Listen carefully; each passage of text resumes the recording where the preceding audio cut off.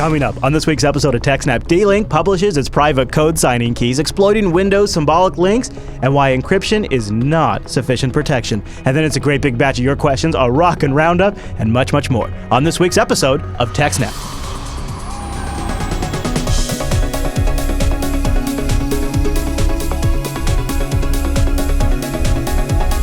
Hi, everyone, and welcome to TechSNAP. This is episode 234 of Jupiter Broadcasting's weekly Systems Network and Administration podcast. We stream this episode live on September 17th, 2015. This episode is brought to you by our three fine sponsors, Digitalocean, Ting, and IX Systems. I'll tell you more about those great sponsors as this here show goes on. Our live stream, that's powered by the incredible Scale Engine over at scaleengine.com. You should go check that out. My name is Chris, and joining us every single week for 234 weeks is our host, the admin, the tech, and the teacher, Mr. Alan Jude. Hey there, Alan.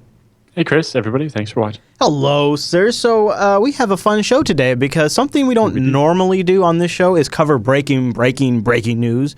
Mm-hmm. But this story is a pretty big one. It falls right in our wheelhouse, and it literally is breaking as we were recording, so we thought we should probably start with this story. Yes. I think if I remember, do you remember what you said when you caught it during a segment break? You said like, "Oh crap!" Yeah, like that. It's like I was just going to check something. I opened a new browser tab and it is right there. I was like, "Oh, yeah, we got to cover this. We got to." So we got a big news story. We got our top segment is going to be big, a lot of news. But where do we start on? So D-Link has accidentally published its private code signing keys for the firmware on some of its routers and other devices. So, because of the restrictions of the GPL, D-Link has to make the firmware source code, the source code for its firmware, available for some of the devices because they based them on Linux. Well, one guy had purchased a DCS 5020L surveillance camera from D-Link and wanted to download the firmware. So he goes to the D-Link website and gets a link to the source code for the firmware. As with many open source things, it's under the GPL, you can just download it. Sure. So he downloads it, and while looking through the files, I accidentally stumbled upon 4 different private keys used for code signing. Only one, the one belonging to D-Link, was still valid at the time. I have successfully used this key to sign an executable as if I was D-Link. Really? So he made an executable that you could run on Windows, and it would say, "This is trusted. This is from D-Link. Don't worry, you can run it. It's not malware." That's sort of worst case scenario, I would say, Alan. Pretty much. Because there's really, at that point, no tools left to the end user to suss out that this is a bogus piece of software. We've seen ones before where attackers have managed to steal someone's private key in order to pull this off with their malware, but not one where they accidentally gave the keys away. Mm-hmm. Mm-hmm. Really, if you think back to the other episode we had, the private keys for their code signing should probably have been in a hardware security module that they would then feed the code into and the executable into and get it signed and get the executable back, and never have had access directly to the keys to prevent this from having happened in the first place. So D-Link really needs an HSM to hold their keys because developers had the keys and shipped them with the source code by accident. Whew. So the thing that's really awful about this is this has got to affect a lot of models that are currently in production, right? They also say, in fact, in some of them, there was batch files where the commands and passphrases that were needed were included. So even if the keys had a password on them, it was like, oh, there's a shell script here that will, invoke the commands, and here's the password, and sign the executable. Luckily, this certificate, the code signing certificate, has been revoked as it's obviously been compromised, and Foxit, security research company in the Netherlands where the story broke, confirms that the code signing certificate is indeed in the firmware package. Firmware version 1.00B03, which was released on February 27th of this year, was released with this certificate. And, some of the certificates have been expired, so it was kind of a mistake to ship them anyway. But, yeah, a bit of a mess. Yeah, it is. Slightly unhelpfully, the original story is in Dutch, and I don't speak Dutch, and the Google Translate led to some hilarious strings of words put together. Yeah, you were a soldier trying to get that all translated, Alan. Yeah, so hopefully we'll have more coverage on this in the next episode where we can actually get an English version of the breakdown of what happened. Maybe some more reports. And have a little bit more detail, because I don't want to jump to conclusions about what I'm reading based on a Google Translate. because I don't want to give out wrong information. No, but it does seem like it could be potentially disastrous. Yeah. And there's got to be a way they could do that and still be compliant with the GPL.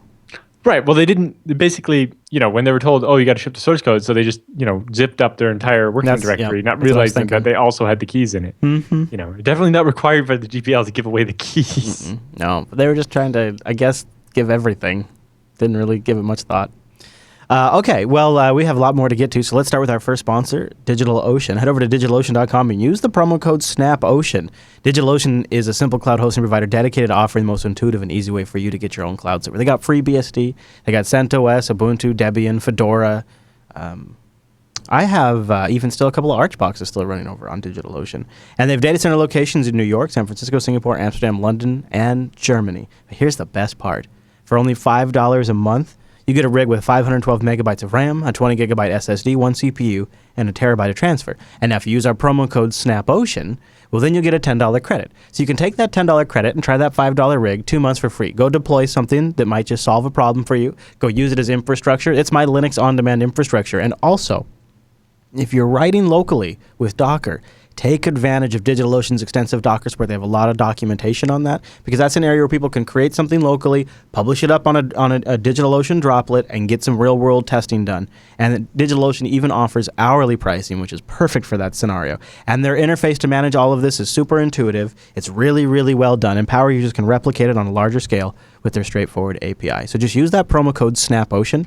That gives you the $10 credit. You can apply it to your account, which is really cool, and then you can just run it. And the thing is also SnapOcean lets them know you heard about it here on the show, so it's a great way to support the TechSNAP program as well. So go to DigitalOcean.com and use that promo code SNAPOcean, get a $10 credit, try them out over at DigitalOcean.com. DigitalOcean.com. And thanks DigitalOcean for sponsoring the TechSNAP program.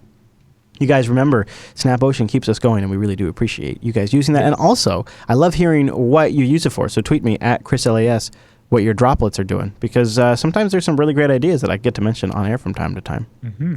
Okay, Alan, let's talk about this next story, investigating the computer security practices and needs of journalists. Yeah.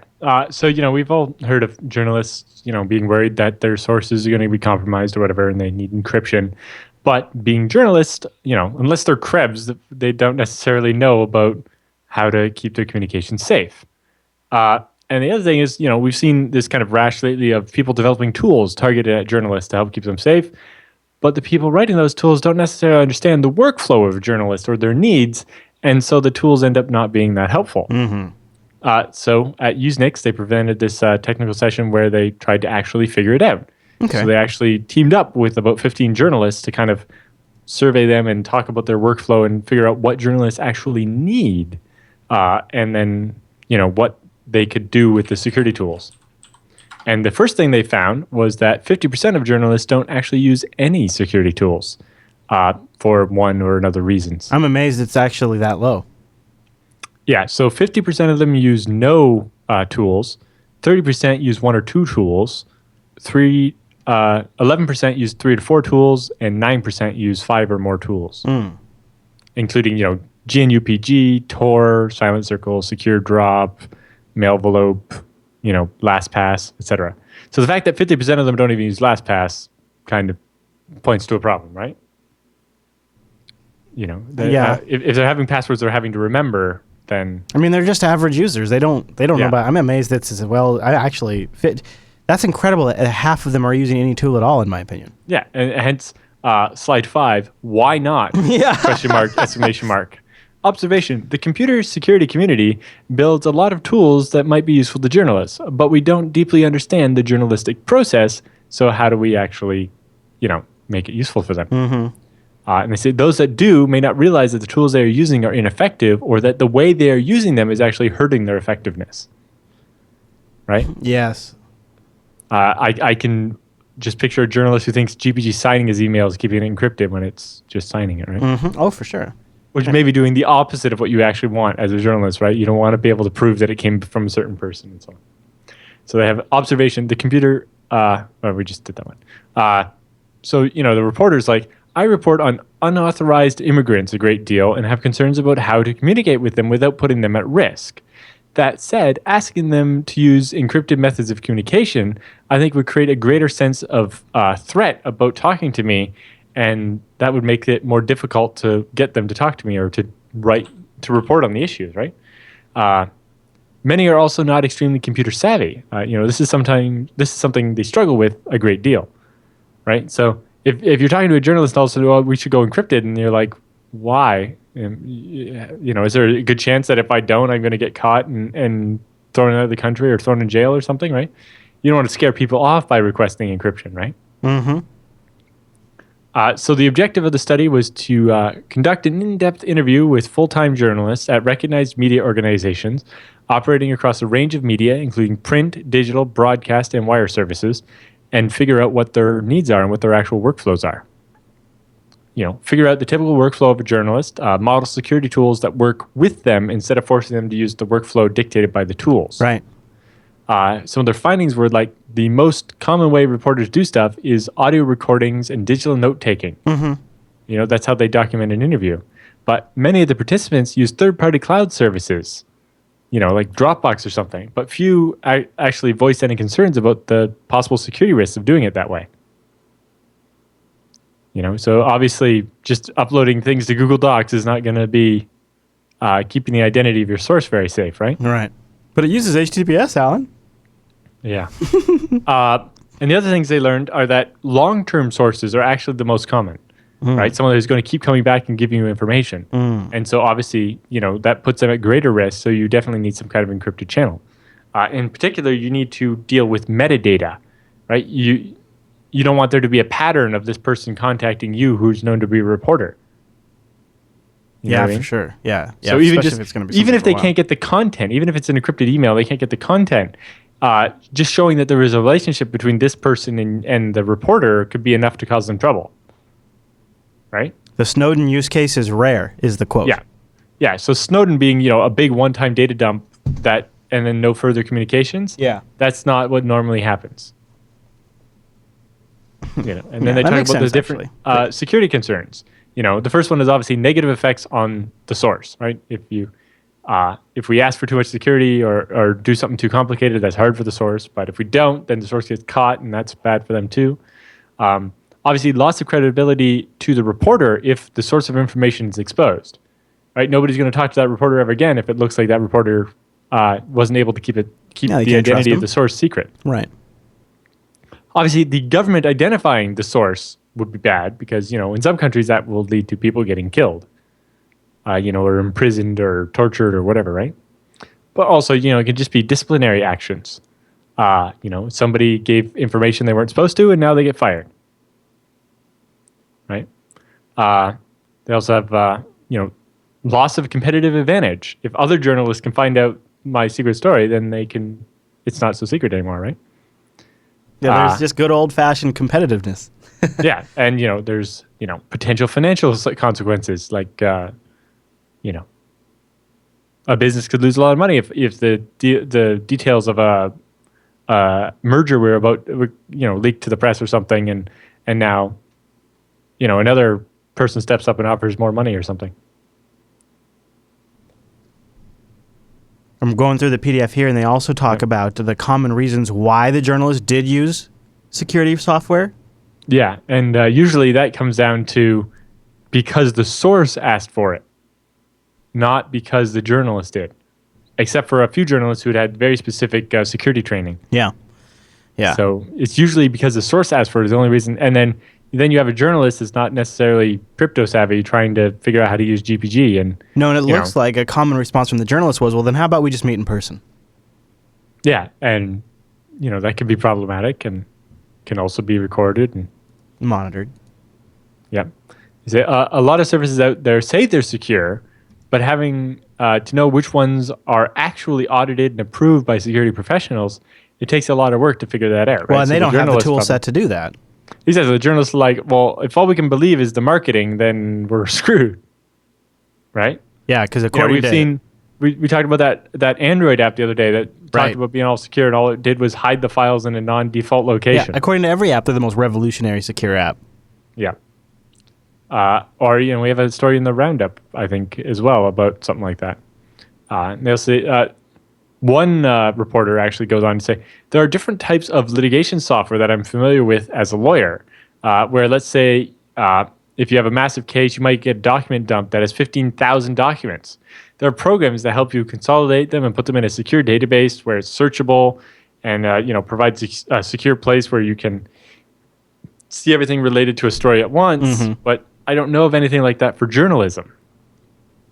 And it seems like, A, I question how secure those legal ones actually are, but B, I can definitely see where that would be useful for journalists, especially with a lot of documents, being able to search and cross-reference and so on. Mm-hmm. And, we kind of hope to see some of that, maybe not the security side of it, but just the searching and cross-referencing and so on, to come out of the original WikiLeaks dump. It was just like, here's all these cables, and we can probably learn a lot if we can tie them together, but we just don't, all we have is all this data. Mm-hmm.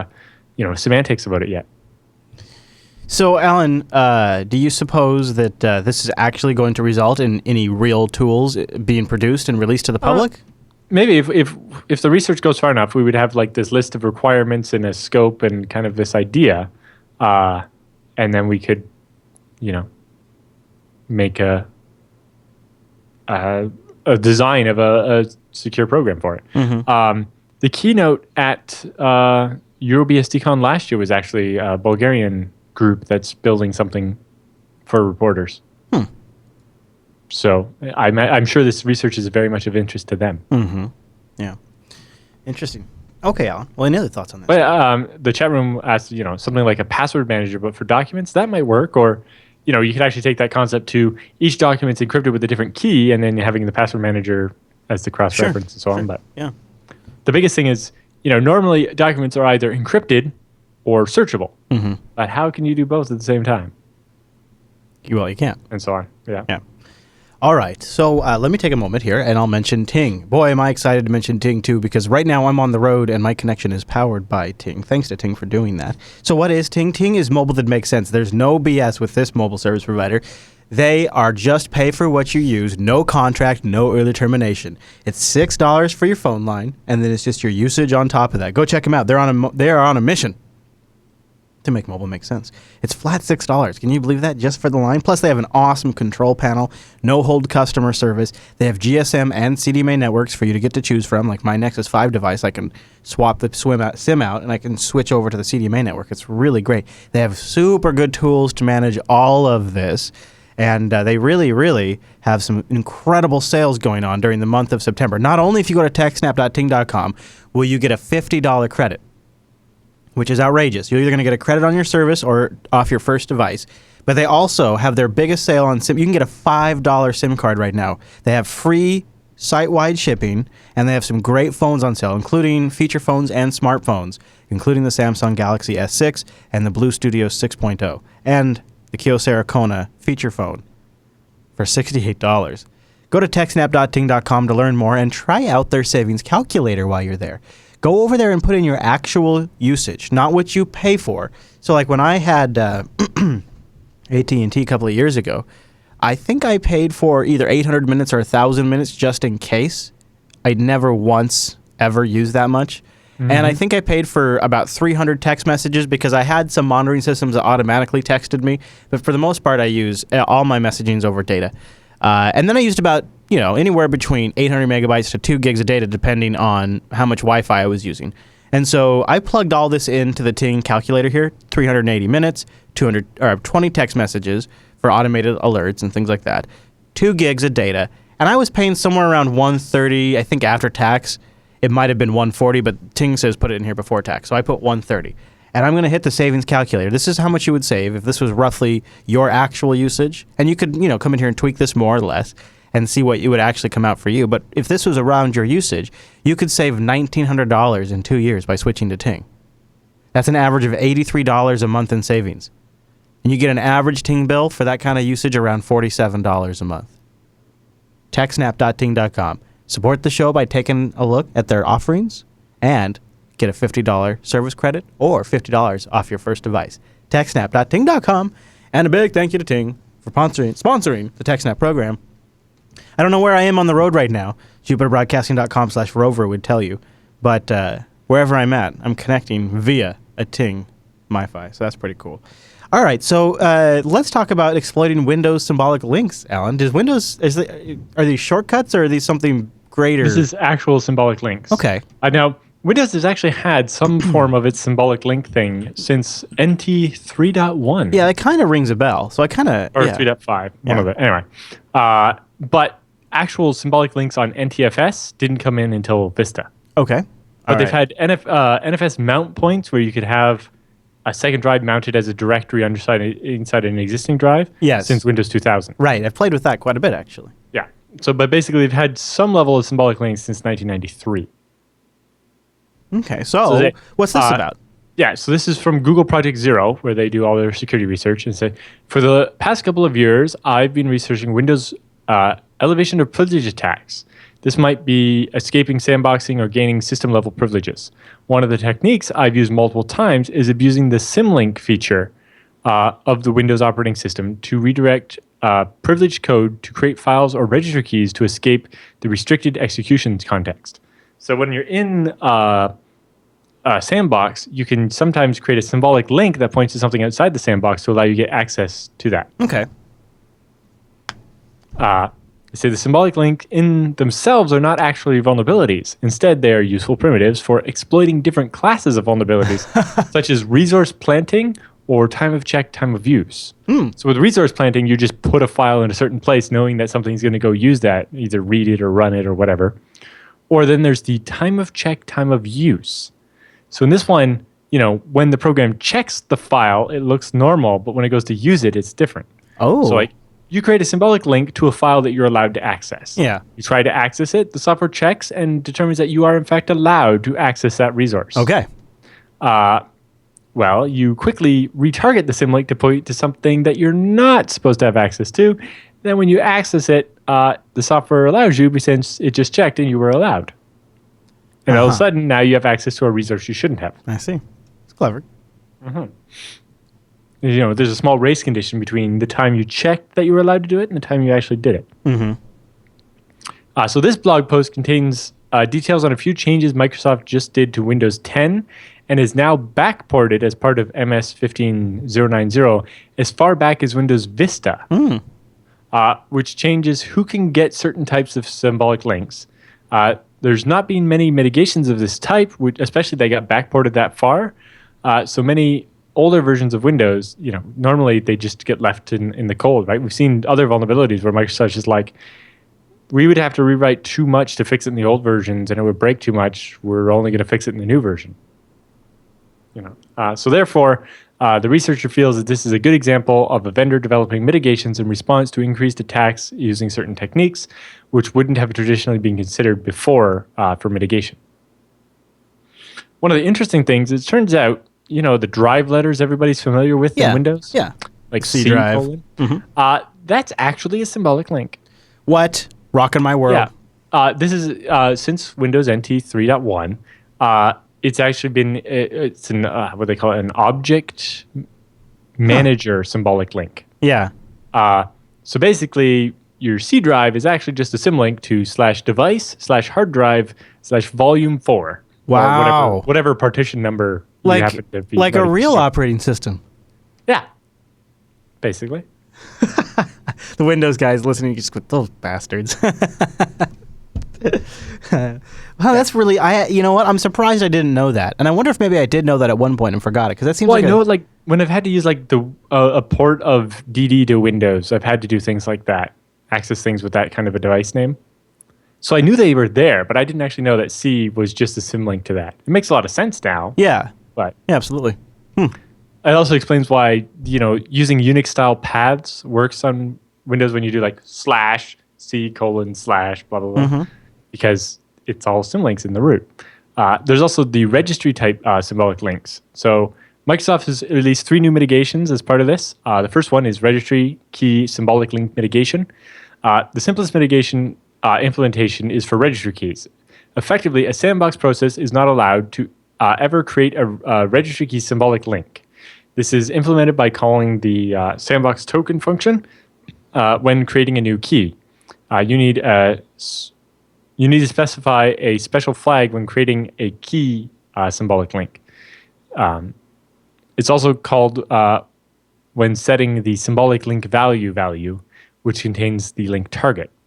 The second check is necessary to prevent modifying existing symbolic links and making them point somewhere else, although it would be unlikely to be something found in a real system. Next, they have the Object Manager Symbolic Link Mitigation. If an application tries to create an Object Manager symbolic link from a sandbox process, it will still seem to work. However, if you look at where the check is called, you'll find it doing something interesting. When a symbolic link is created using the sandbox token function, the function is called, but the kernel doesn't immediately return an error. Instead, it uses it to set a flag inside the symbolic link kernel object, which indicates to the object manager that a sandbox process created this link. This flag is then used by the parse symbolic link function, which is called when the object manager is trying to resolve the target of a symbolic link. The sandbox token is called again if the current caller is not in a sandbox, but the creator was in a sandbox, then the kernel will return an error and not resolve the symbolic link. This effectively makes the link useless for sandbox to unsandbox escalation. So this still allows you to create symbolic links inside a sandbox, but if they're ever trying to be resolved and they point to outside the sandbox or trying to be used outside the sandbox, then they will give it an error instead. So it means you can still use them, so it doesn't break applications. Because that was the big fear here, is that these changes would break applications. So it works if you're sandboxing an application. It's just if it results in what would be a security compromise, it returns an error instead of letting it happen. And then finally, they have the NFS mount point mitigation. They didn't have to do the NFS file symlink one because only administrator can create symlinks. So the mount point mitigation, the final NFS mitigation or NTFS? NTFS. Okay. So NTFS. So the final mitigations for NTFS mount points in early technical versions of Windows or technical previews of Windows 10. The researcher found it in 10.103. Okay. The check was in the NTFS driver itself and explicitly blocked the creation of mount points from a sandbox process. Again, for presumably application compatibility reasons, this restriction has been relaxed in the final version and backported mitigations. Instead of completely blocking creation of kernel function XXX control file, has been modified so whenever it finds the set reparse point file system control code being passed to a driver with a mount point reparse tag, it tries to verify if the sandbox caller has write access to the target directory. If access is not granted or the directory does not exist, then setting the mount point fails. This ensures that in the majority of situations, the sandbox application can't elevate privileges, as it could already write to the directory already, so there was no point using a symlink to do it. There's obviously a theoretical issue in that the target could later be deleted and replaced by something important with a higher privilege process, but that's not likely to occur, in practical examples. And they say, these targeted mitigations give a clear indication that bug hunting and disclosing the details of how to exploit certain types of vulnerabilities can lead into mitigation development, even if there's not traditional memory corruption bugs. While I didn't have a hand in actually developing the mitigations, it's likely my research, being the researcher, not me, that partially responsible for Microsoft acting to develop these mitigations. It's very interesting that 3 different approaches ended up being taken, reflecting the potential application compatibility issues that might arise from these changes. They say excluding any bypass, which might come to light with these should make entire classes of resource planting bugs unexploitable from a compromised sandbox process, and would make things like time of check, time of use much harder to exploit. It also shows the level of effort that implementing mitigations without breaking backwards compatibility can actually require.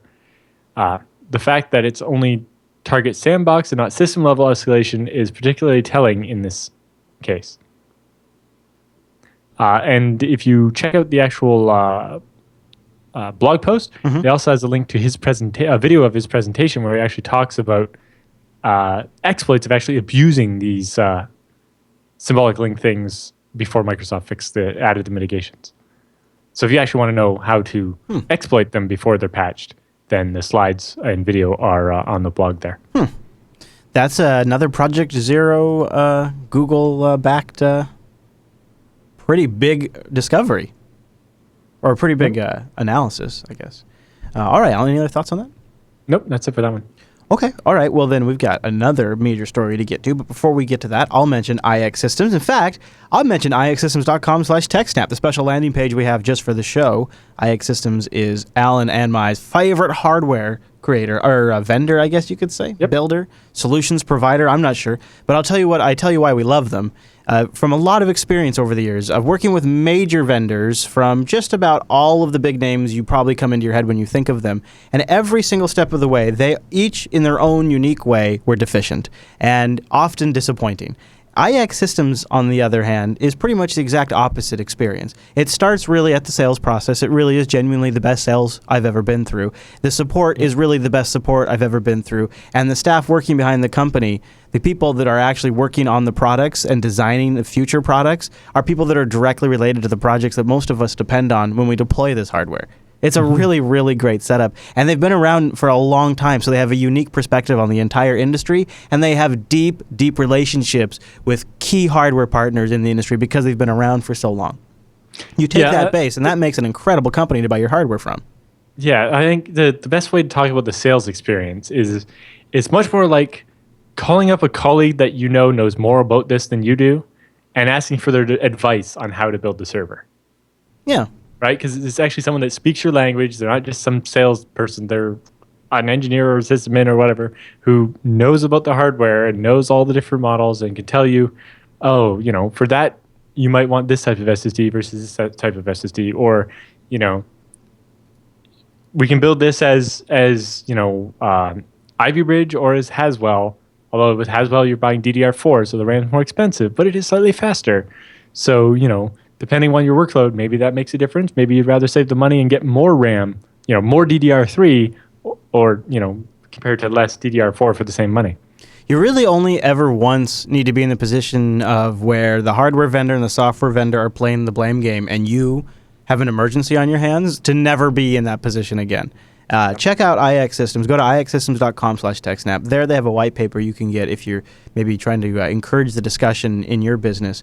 I really, really encourage you to check them out. I've been with a lot of different hardware companies for a long time. Also, one of the things that appeals to me about IX Systems is their connection to the community, because that gives them a broader perspective of where the technology landscape is going that they are making a living from. They're not just sort of like watching it, but they're actually participating. And they have a post that I don't think we covered. They have a Texas Linux Fest recap you can check out on their blog. So basically, if you've been to like any Linux conference in North America, I'm sure that IX has been there.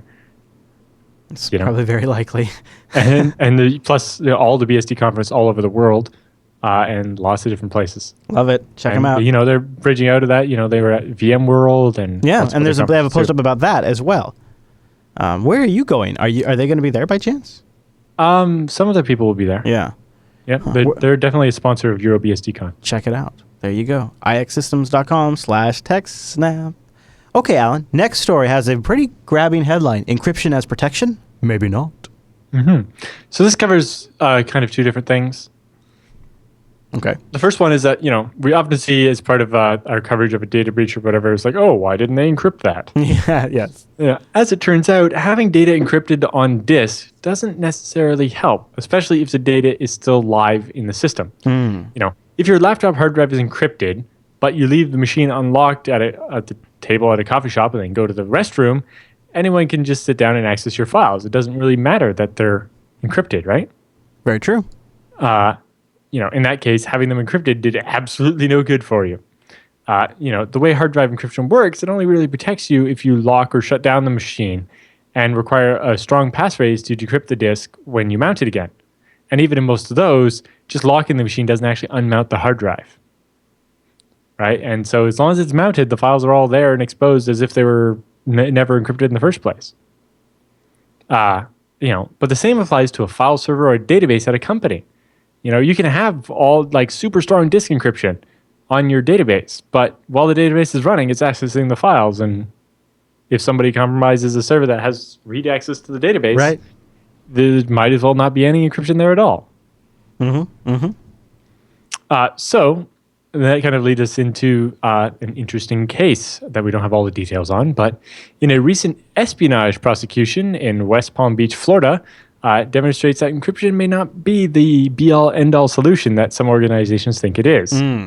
So rather than relying on encryption alone, companies need to adopt and maintain strategies that continue to provide layered security. After every data breach, we hear the same mantra: if only the data had been encrypted. It's like, well, it turns out that probably wouldn't have helped in all cases.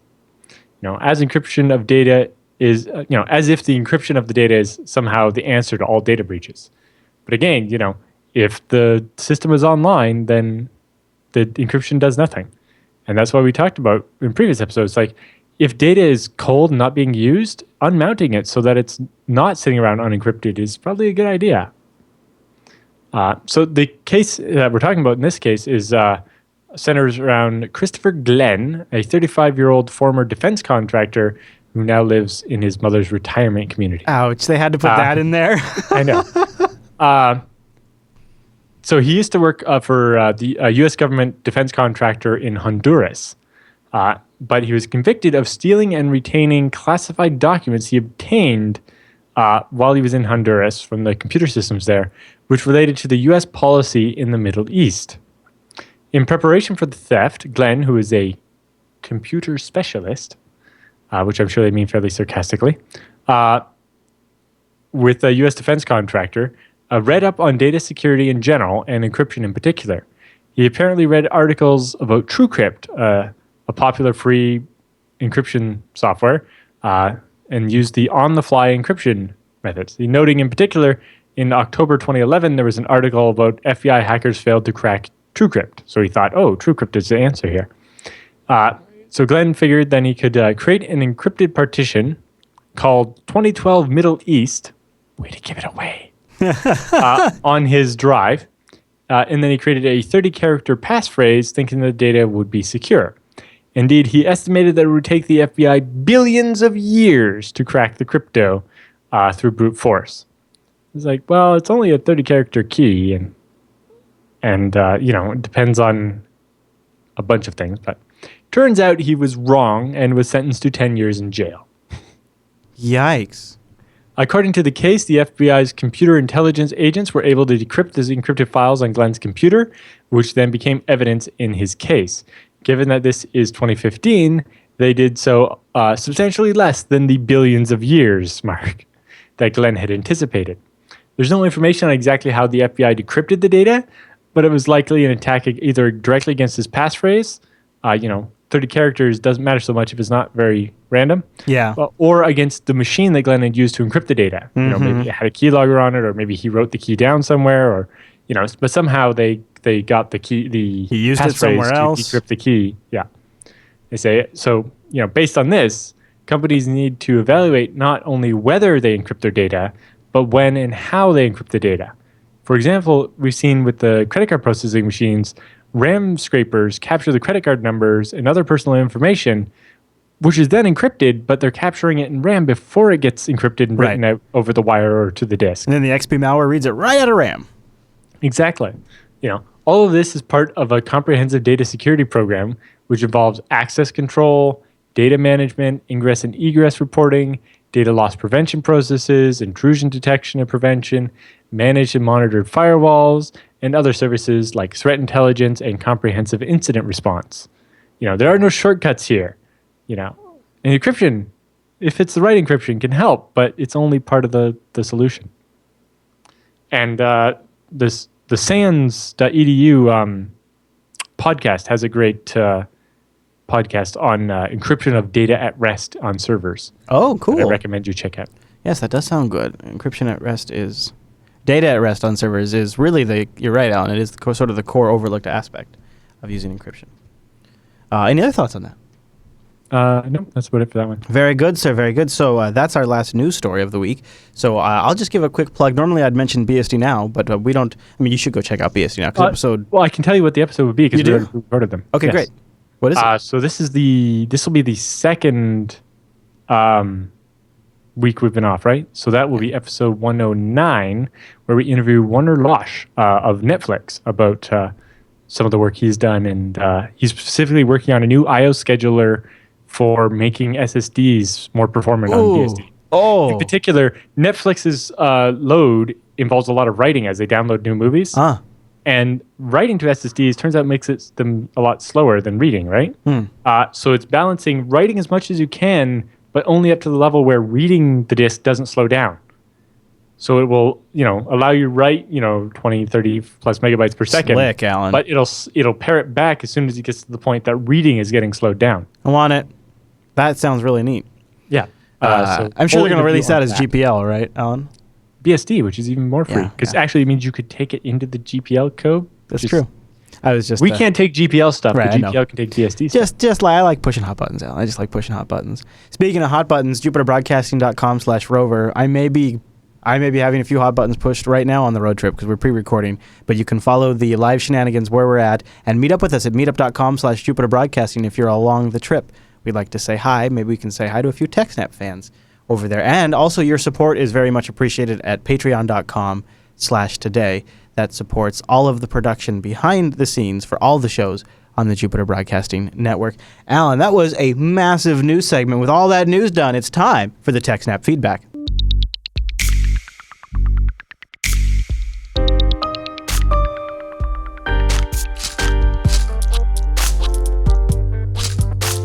Thanks for sending your emails to techsnap@jupiterbroadcasting.com or popping that contact link at the top of the Jupiter Broadcasting website, or even better, starting a thread in our subreddit over at techsnap.reddit.com. Now, sysadmin Doug writes in with our first email.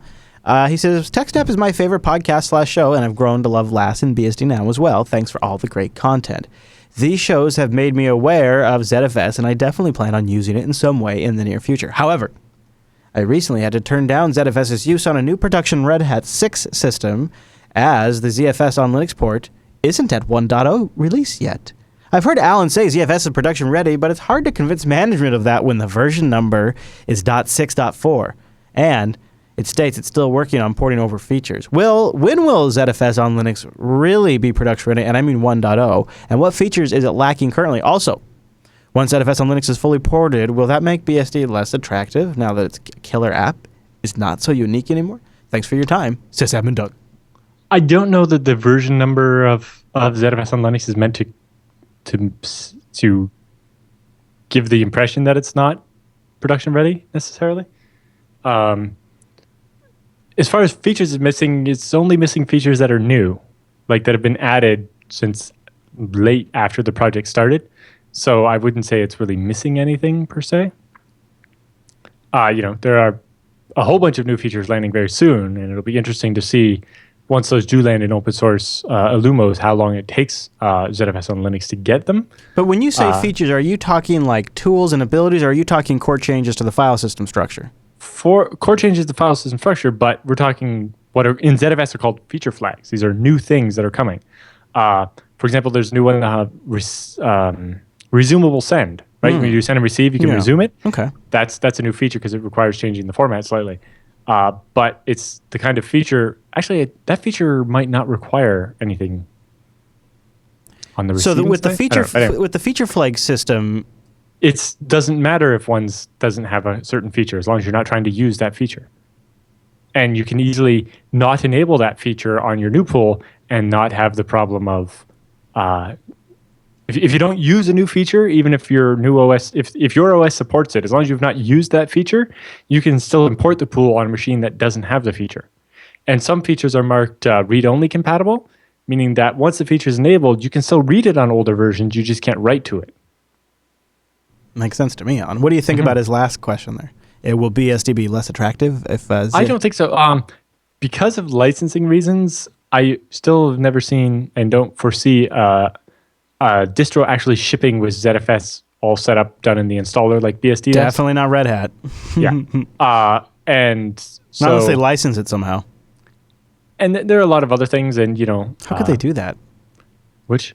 Well, it's hard to say. It's hard to say. But seems like I'm not worried. Yeah. And BSD has many other compelling things other than just ZFS. Right. And a lot of it is just the integration with ZFS into those other things. Like into Beehive, into jails, As far as I know, none of the Linuxes have any way to actually do like Solaris and BSD can of actually delegating a ZFS dataset into the container. So root in the container can have control over that sub dataset, but can't do anything to the other parts of the I don't think there is a way. Yeah, Linux doesn't have They use something VMs for that. Yeah. Yeah. And it could be, you could probably do it with ButterFS. You could probably do it. I don't think ButterFS has something for C groups or containers on Linux are just not to that point yet either. So, all right, Paul writes in with another ZFS question. So we got 2 this week.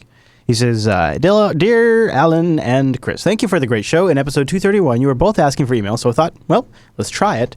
So he sends in his question. I have a set of low memory machines, both physical. One is a Raspberry Pi, and the other is a Shiva plug. And OpenStack virtual base performing a variety of services. All have 512 megs each. If they're running Linux, they're currently using Extended 4. If they run FreeBSD, he's using UFS. I'd really prefer using ZFS on all of them so I could have dataset snapshots, ZFS send and receive, and magic bit rot detection. RAID is not a requirement. I haven't even considered trying ZFS because I thought it needed a minimum of 4 gigs of RAM. After reading a link from a story that appeared on BSD episode 101, Remote ZFS Mirrors and the Hard Way, the author seems to suggest that it's possible to run ZFS on a Raspberry Pi in a mode that is appropriate for my use case. So my question is whether running ZFS on 512 megabytes machine is even remotely practical, i.e. after getting ZFS running on such a machine, is there likely any machine left to be able to do anything else? Thank you, Paul. Yeah, so ZFS isn't as big a memory hog as everyone thinks. It will use what you tell it to use. It's just, it can be a bit slow if you don't have enough. Do you think it's because when you ever hear about big production servers, people are talking about how much RAM they have for caching and whatnot? Partly, and it is definitely better to have enough RAM. And depending on certain features, you can import a pool if you don't have enough RAM. Oh, okay. But that's mostly to do with dedupe, and everybody's learned not to try that. So yeah, it's a little bit of tuning and stuff. The biggest problem with this low memory systems is not necessarily low memory, is that if they're 32-bit only, then the virtual memory space can't be big enough. And that requires a bunch of custom tweaking and so on. But if you can get it to work, it should be okay, but I'd prefer to have something a little beefier. Honestly, my biggest problem with running on a Raspberry Pi is you don't actually have a good connection to a hard drive. All you have is USB. Yeah. Now, if you had the Pi pointed to an NFS share, and that NFS share was right on top of ZFS, now you're cooking with gas. You probably have a much better setup, Yeah. So it could probably be doable, but it'll take a bunch of finagling, and I'm not sure it'll be worth it. Very good. Paper D writes in of IRC fame, and he wants to know if there's any drawbacks to hosting multiple domains on one Nginx instance. Hello, and thanks for all the hard work. I really enjoy the show. I'm moving my hosting from a shared host to a VPS. I have a bunch of static sites that I don't drive a ton of traffic to. I see that Nginx can host multiple domains from the same instance. I'll probably want to add SSL certs, and the Let's Encrypt project is when the Let's Encrypt project is ready to go. Are there any drawbacks to this approach versus having a reverse proxy with several instances of Nginx behind the reverse proxy? Many thanks, Paper D. Your thoughts, sir? Yeah. So I host like 100 sites with Nginx. It works fine. That's it? That's all you got? Okay. Pretty much. All right. So say go for it. And yeah, if you set up multiple on SSL, it will require the clients to have the server name indication, but almost every client does now. The one you want to use if the client doesn't or whatever will be whichever port you set for SSL with the default flag. That will be the one that we'll get for people that don't send SNI. What about like wTGET or curl? Yep, those all have SNI. Really? They use OpenSSL, which has SNI. Okay, so right, it's implemented at that level. That makes sense. So that would totally make sense. So pretty much what doesn't? Support for it in curl and wget.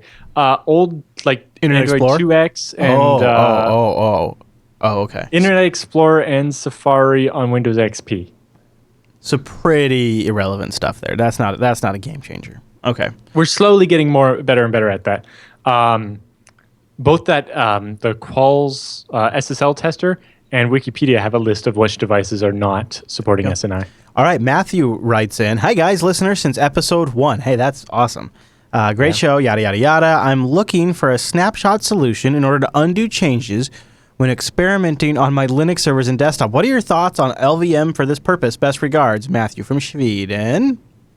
I don't know anybody that uses LVM and is happy with it, but I don't know anything about its ability to do snapshots either. Well, it turns out that in Linux Unplugged, episode 110 this week, Return of the Local Host, actually this week I say, this is going to be like 3 weeks old by the time they hear this, but the episode 110 of Return of the Local Host. Check out the last segment of that show, and then also, well, just watch the whole show or listen to the whole show. But we talk about LVM and a new technology that I got Wimpy from our virtual lug to say he's willing to try. It's called Datto, and it is a block driver that essentially brings in real-time snapshotting with incremental changes to just about any Linux file system that doesn't support copy on write today. So it's called Datto Block Driver, and Wimpy is going to be trying it and giving us a review in episode 111. So you can hear about 110, the drawbacks of what LVM snapshots are versus this, and then hopefully in 111 you'll get to hear Wimpy's testing results on how Datto worked for doing that exact kind of thing under Linux. So we might have an answer for you very soon. In other words, it's in testing.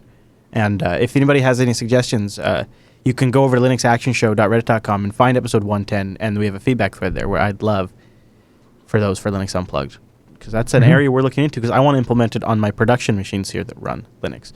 All right, that brings us to the end of this week's feedback segment. Please go over to jupiterbroadcasting.com/contact and send in your TechSNAP questions, or email us directly, techsnap@jupiterbroadcasting.com. And with the feedback all done, that means it's time for the TechSNAP Roundup.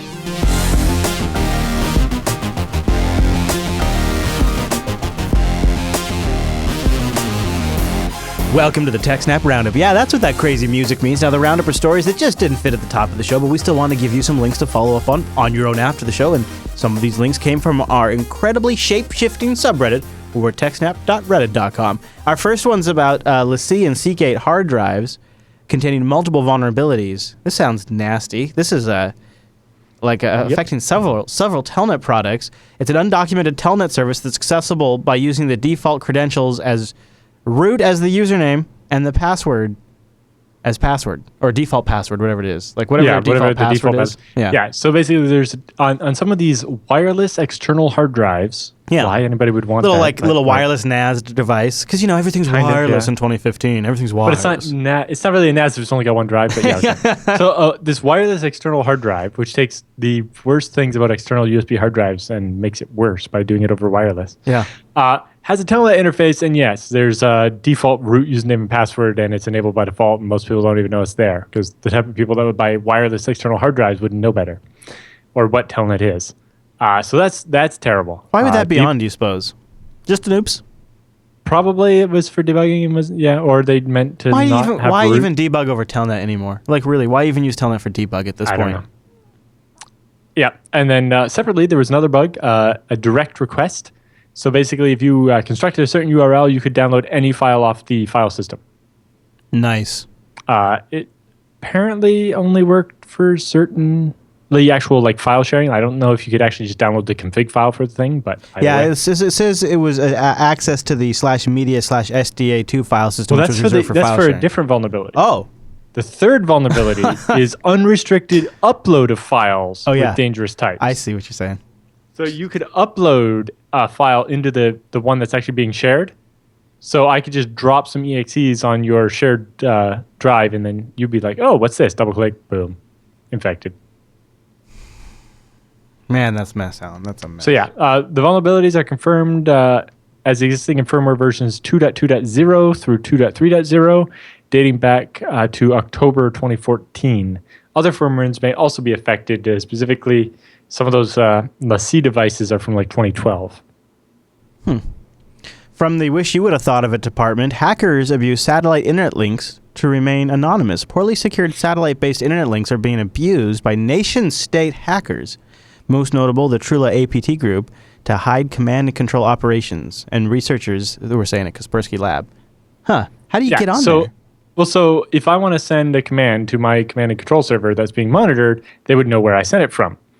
But if I send it up to a satellite, or if I'm getting information fed back from the bots over a satellite connection, it's just being blasted down, and anybody with the decryption key can read it. Okay. And so you can't tell the exact location of where someone is when they're talking to a satellite. Isn't the uplink to the satellite itself traceable? Nope. Not really, right? The satellite's up there in space, and it receives signals from all over the place. They can't really pinpoint exactly where the signal came from. So as long as you can get access to the ISP's service somehow. As long as you have the encryption code to talk to the satellite, so it'll receive your packets. It will relay them to the base station, which will connect them out onto the internet. And so... Sounds like a James Bond level hack right there. Well, these satellites are old and have crappy systems and use really weak encryption. Okay. And some of them are very poorly secured, and that results in being able to use them to bounce your traffic off it without anybody being able to tell exactly where you are when you do it. Now, Alan, weren't we just talking about this recently, this AirDrop vulnerability that Apple has mitigated but hasn't fully fixed now in iOS 9? Which, we talked about it last week a little bit. Yeah. So I don't know, actually, though, from this report, though, it sounds like iOS 8 is still vulnerable. No, I'm sorry. They say they did patch 8.4. So if you have iOS 8.4 or iOS 9 now, you should be fixed from the AirDrop. But if you're on the older ones, you might still be in trouble. Yeah, you probably are still in trouble, so it's worth updating. So that way you don't get random dick pics, right, Alan? Yep. All right, OpenSSL. When you come to a fork in the road, you could take the well-worn path. This sounds interesting. Yes, this is a talk that Intel gave about why they're sticking with OpenSSL instead of going with one of the forks. That is, I bet, actually particularly fascinating. I'll have to take a look. Sadly, it's like a webinar or so. Yeah. But anyway. All right, so GM took 5 years to take a report and then fix a bug in their computer system for the, I believe it was the OnStar Dash system specifically. So it's the OnStar in-car thing, yes. But the big one, I think, is that more that they stealth patched it without telling anybody that it, they basically waited until they had fixed it all before mentioning it. Which makes sense, I understand. 5 years to fix it, Alan? 5 years? Yeah. Well, until the Jeep story came out, nobody cared about automotive security, right? No, I did. But yeah, I mean, this is just, it's fascinating. Yeah, and then the stealth patches, you're right. That is a whole other thing. Okay, another story from Ars Technica. Researchers respond to a developer's accusation that they used crypto wrong. This is a Microsoft research team pointing to CryptDB developers' own paper as proof. Now, this sounds like a little spat back and forth that we often kind of hear. So the Microsoft researchers, I think, said that CryptDB was doing it wrong, and the researchers like, no, we're not. And Microsoft's like, actually, yes, you are. Yeah. Microsoft, you go up against Microsoft in that area. They have a pretty good research department. Yep. Okay, moving right along. We were cooking in the roundup. It's like old school here. Did the GCHQ illegally spy on you? What's this one? So Privacy International has a system set up to actually complain to the government about being spied upon. I guess they wanted to build up a case, I suppose. Yep. I like it. Okay, next story in the roundup. This 70-year-old programmer is preserving an ancient coding language on GitHub. This sounds like a quiz question. This is Spitball, kind of related to COBOL. And we don't want all these old things to go away. We'd like to keep them around so we can learn about them. Mm-hmm. All right, next link in the roundup. Ladies and gentlemen, the Internet of Things. And then it is a screenshot of all these outages, right? Is this? Well, this is a bunch of replies to one outage. So it turns out that even with the Internet of Things, uptime is still important. So in this case, Nest, Google's automated temperature thing that now expands and has like baby monitors and stuff, had an outage. And so they said, Nest service has been restored. We'll continue to monitor the situation and we'll take immediate steps if an additional incident occurs. And you see a bunch of people saying, I'm about to sleep on my nursery floor to watch my baby. Thanks a lot. #disgrace. And also, you can't tell people who use your products as a baby monitor to try again tomorrow. We're very disappointed. Is there an ETA on when it'll be back up? We use our drop cam as a baby monitor, so it's critical that we get this service back. Oh, geez. And another one's like, the 24/7 support telephone line is down too with the message, we're experiencing an issue with our phone lines. I am not enthused at all about getting a Nest or anything like that. You know, this I did cross my mind, and I have also do have the Hughes lights in here, but that's about as far as I went. Yeah, when I was having trouble with my furnace 2 years ago, and it was right around the time I was traveling to Japan for a week, and it got to the point where like I give my furnace repair people the spare key to my house, and they came on like the second or third day after I was gone to make sure that my furnace was still working, so my pipes wouldn't freeze while I was gone. Oh yeah. And we had talked about they have this like Honeywell thermostat thing that you can control from your phone, and it'll like Give send you- you an alert if the furnace is trying to heat the house and the house isn't heating up and stuff. But I'm like, well, I don't really want one of these commercial solutions where I'd have to have, if I want to do a smart home type thing, I would have to have all that brand. And I know, right? replacement parts would be problems. And I was talking to a FreeBSD developer at VBSDCon, and so, his dad used to work at Siemens and make these, PLCs and stuff, and that was always his solution. Every time he sees a problem, he tries to automate it, but in like factory scale automation, not home scale. Right. But they've actually built a little thing using, like, I think it was a Picobone Black or some little device, and he was showing me on his phone how he could turn all the lights on and off at his sister's house, but he wouldn't do it right then because it was like the middle of the night there. And, like ring the doorbell and a bunch of different things. And it's like, yeah, if I was going to do it, I'd much rather build a solution or use at least an open source solution that I would be able to control and modify, or even just keep alive if, unlike a commercial product, which might just stop working someday, and where I wouldn't be able to get spare parts if something did break 5 years down the road.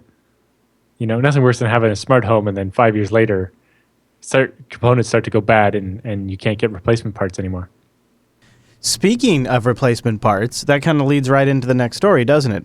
Why we need the right to repair our gadgets. And this author, Jeffrey Fowler, here goes into talking about how there was a great example recently where someone had their Samsung television go out on them. They were ready to go buy a new TV. They checked the Samsung website. They didn't see anything about repairs, but they decided to do a little investigating and Googling and discovered for $12 they could fix the problem.